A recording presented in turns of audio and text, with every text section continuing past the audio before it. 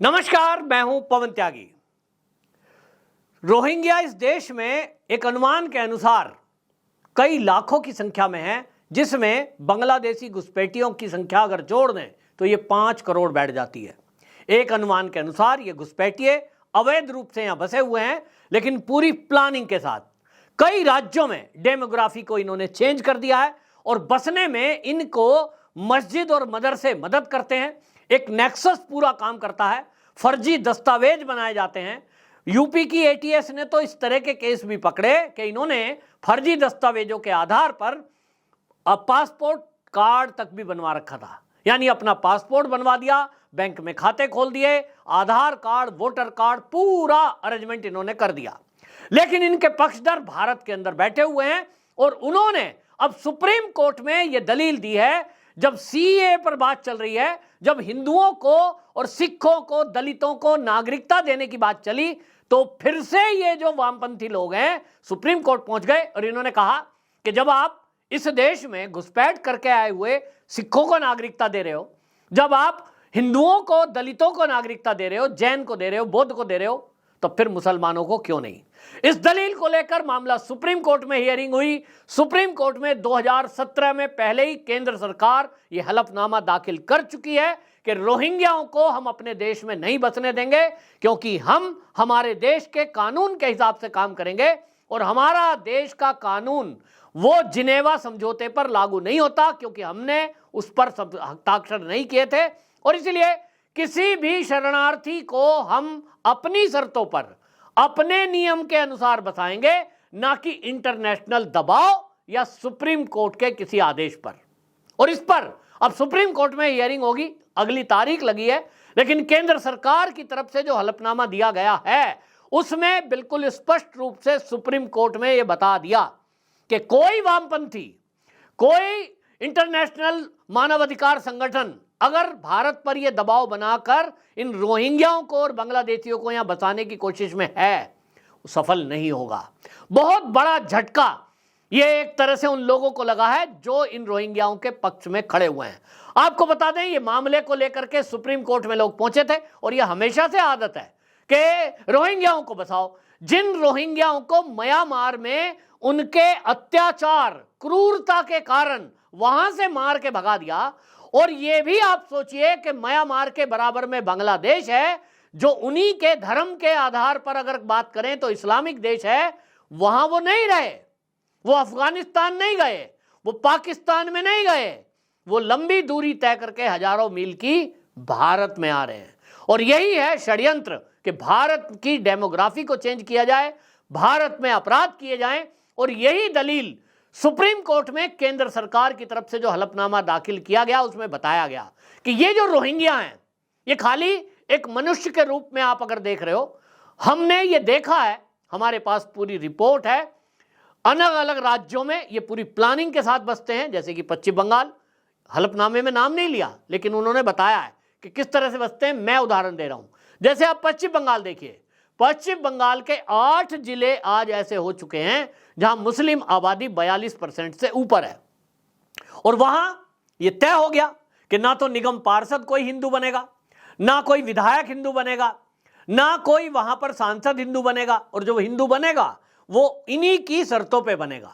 TMC के लोग वहां पर पश्चिम बंगाल में इन 8 जिलों में, मालदा और 24 परगना उत्तर, 24 परगना दक्षिण, इनमें हिंदू हैं, लेकिन वो नाम के हिंदू हैं, अंदर से वो कन्वर्ट हो चुके हैं, मानसिकता बिल्कुल हिंदू विरोधी है। इसी कंडीशन पर वो वोट देते हैं कि आपको हिंदुओं के ऊपर अत्याचार करना होगा, रोहिंग्याओं का साथ देना होगा। इसी तरह आप असम में देख लीजिए, इसी तरह आप दिल्ली में देख लीजिए, बिल्कुल प्री प्लान तरीके से होता है, खाली नंगे पैर, शरीर पर कपड़े नहीं है, और ये एंट्री करते हैं, और एंट्री करते ही किसी मस्जिद में इनको पनाह दी जाती है। पीएफआई जैसे संगठन इनके साथ खड़े होते हैं, इंटरनेशनल फोरम इनके साथ खड़े हो जाते हैं, कुछ एनजीओ, और उसके बाद इनको रोजगार दिया जाता है। पूरी प्लानिंग के साथ फिर बताया जाता है कि आपको जाना कहां है। पिछले दिनों आपने देखा कि जिस तरह से हल्द्वानी के दंगे हुए, ये सब उसी का नतीजा है कि रेलवे लाइन के किनारे रेलवे की जमीन को घेर कर कैसे बैठना है। ये सभी जगह सरकारी जमीनों को घेरना, और इतना ही नहीं, मानव तस्करी, गौ तस्करी, लूटपाट, हत्या, इस तरह के जघन्य अपराधों में ये लिप्त पाए जाते हैं। तो सुप्रीम कोर्ट में केंद्र सरकार ने बिल्कुल साफ कह दिया, आप हमारे ऊपर ये दबाव नहीं दे सकते, और सुप्रीम कोर्ट को भी बता दिया कि आप जो धारा 21 की बात कर रहे हैं, आपको बता दें कि अनुच्छेद 21 के तहत केवल ये बताया हमारी सरकार ने कि यहां कोई विदेशी अगर आता है तो उसको केवल यहां रहने की आजादी है, बाकी यहां बसने की आजादी नहीं है। कि कोई अगर घुसपैठ करके आ जाए फिर वो सोचे कि भाई उसको अब यहां रहने दिया जाएगा, वो बसा दिया जाएगा, उसको नागरिकता लेनी पड़ेगी, और नागरिकता के लिए एक सरकार का अपना कानून है।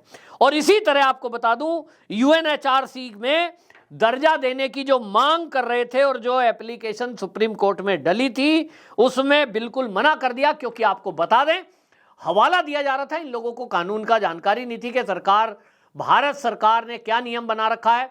आपको बताऊं कि एक जो है भारत शरणार्थी कन्वेंशन 1951, इसको जिनेवा कन्वेंशन के नाम से भी जानते हैं, ये जो समझौता है 28 जुलाई 1951 को ये हुआ था।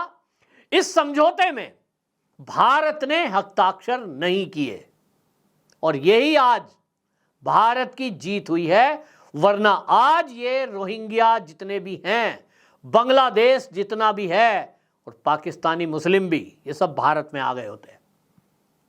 इस पे हस्ताक्षर नहीं है भारत सरकार के, और यही दलील सुप्रीम कोर्ट में रखी गई कि भैया हमने तो साइन किए नहीं। वो जिनेवा समझौते में जिन देशों ने साइन किए, मैं बताता हूं आपको पूरी, वो जो है वो पूरा एक लंबा लिस्ट है जिसमें कितने देशों ने इसमें भाग लिया। अब उसमें आपको बता दूं क्या क्या लिखा है, जिसके बेस पे इन्हें लग रहा था कि जाते ही हम तो बस इनको नागरिकता दिला देंगे। ये जो हुआ था 1951 में कन्वेंशन जो था, इसमें लिखा था किसी संवेदनशील राज्य के क्षेत्र में अवैध प्रवेश के लिए इनको दंडित नहीं किया जाएगा, इनको काम दिया जाएगा, आवास, शिक्षा, सार्वजनिक राहत और सहायता, धर्म की स्वतंत्रता, अदालतों तक पहुंचना और क्षेत्र के भीतर आंदोलन करने की भी स्वतंत्रता इन्हें होगी। मैं बात कर रहा हूं 1991 के वो कन्वेंशन की, उसमें इनको ये अधिकार दिए गए हैं कि ये प्रदर्शन भी कर सकते हैं।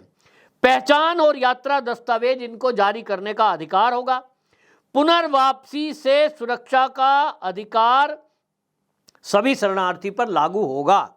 शरणार्थियों का उस देश के प्रति भी दायित्व है जो उन्हें शरण प्रदान करता है। कन्वेंशन के तहत अनुबंधित राज्य शरणार्थियों के बीच भेदभाव नहीं करेगा, जैसे रोहिंग्या वैसा भारत का। तो इसका मतलब सारी सरकारी सुविधाएं इन्हें मिले, और ये था, इसमें हमने, भारत सरकार ने हस्ताक्षर नहीं किए हैं। और इसी के कारण आपको बता दूं कि भारत अब ये बता चुका है सुप्रीम कोर्ट में भी कि आप जबरदस्ती रोहिंग्याओं को यहां बसा नहीं सकते, ये डिटेंशन सेंटर में ही जाएंगे। क्योंकि मामला इसीलिए पहुंचा था, कुछ एनजीओ चलाने वाले लोग, कुछ अपने आप को सेकुलरवादी वामपंथी बताने वाले वामपंथी विचारधारा के हैं, वो वकील सुप्रीम कोर्ट पहुंच गए थे, और मानवता की दुहाई देते हुए उन्होंने एप्लीकेशन लगाई कि देखिए जी, मोदी सरकार जब से आई है इन पे बड़ा अत्याचार हो रहा है, इनको उठा के जेल में डाल दिया गया है, तो इनको जेल से छोड़ दिया जाए और इनको पूरी वो सुविधा दी जाए जो भारतीय नागरिकों को दी जा रही है। सरकारी मकान, फ्री का बीमा, फ्री की गैस, 2-2 हज़ार रुपये किसान सम्मान निधि, वृद्धावस्था पेंशन, आदि आदि आदि। मतलब आप और मैं टैक्स दें और रोहिंग्याओं को पालें, फिर वो अपने बच्चे पैदा करें, और एक महिला 20-20, 25-25 बच्चे पैदा करे, ताकि कल को वो हमारे घर पर कब्जा करें, हमारे बच्चों के परिवार वालों के कत्ल कर दें, फिर हमारी प्रॉपर्टी पर कब्जा कर लें, फिर कल को हमारे देश पे कब्जा कर लें। और 1900, ये तो आप पीएफआई का खुल ही गया ना कि 2047 तक भारत को इस्लामिक राष्ट्र बनाना है। तो ये कैसे होगा? ये ऐसे ही तो होगा कि जितने रोहिंग्या आए आने दो, जितने बांग्लादेशी घुसपैठिए आए आने दो, जितने पाकिस्तान से आना चाहें आने दो, और फिर सबको यहां बसाकर आपका और मेरा टैक्स का पैसा इनके ऊपर खर्च करो। इन्हीं से सरकारी अस्पताल भरे पड़े हैं, इन्हीं से सरकारी स्कूल भरे पड़े हैं, इन्हीं से आप देखेंगे कहीं चले जाओ बाजार भरे पड़े हैं, क्योंकि सारे फल विक्रेता अगर देखोगे उसमें कौन कौन घुसपैठिए घुसे हुए हैं, मैं तो देखता हूं नाम बदल रखा है।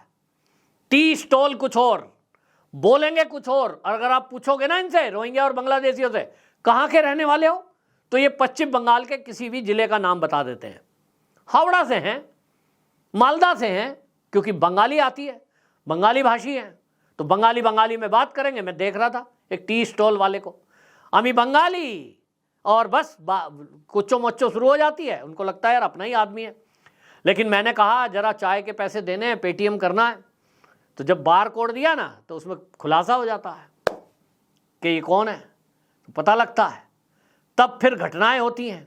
जब घटनाएं होती हैं तो लोग कुंडली खंगालते हैं, ओहो अरे ये तो पता ही नहीं है, तो बांग्लादेशी था, बाद में पता लगता है। लेकिन ताज्जुब की बात यह है कि भारत के अंदर इनके पक्ष में ऐसे लोग हैं जो इनकी सुप्रीम कोर्ट तक में भी सुनवाई के लिए पहुंच जाते हैं, लाखों रुपए की फीस देते हैं, क्योंकि इनको विदेशों से पैसा आता है। जो लोग भारत को इस्लामिक राष्ट्र बनाने में तुले हुए हैं वो इसके लिए अरबों रुपया खर्च कर देंगे, तो वकीलों की फीस भी दे देते हैं करोड़ों में। लेकिन आप और हम ये विचार करें कि अगर केंद्र में आज मोदी सरकार नहीं होती तो क्या आप उम्मीद करते हैं कि राहुल गांधी इस तरह की कोई दलील पेश कर पाते उनकी सरकार में? निश्चित रूप से नहीं, क्योंकि मनमोहन सिंह का आपने वो भाषण सुना होगा जिसमें वो कह रहे थे इस देश पर पहला अधिकार मुसलमानों का है।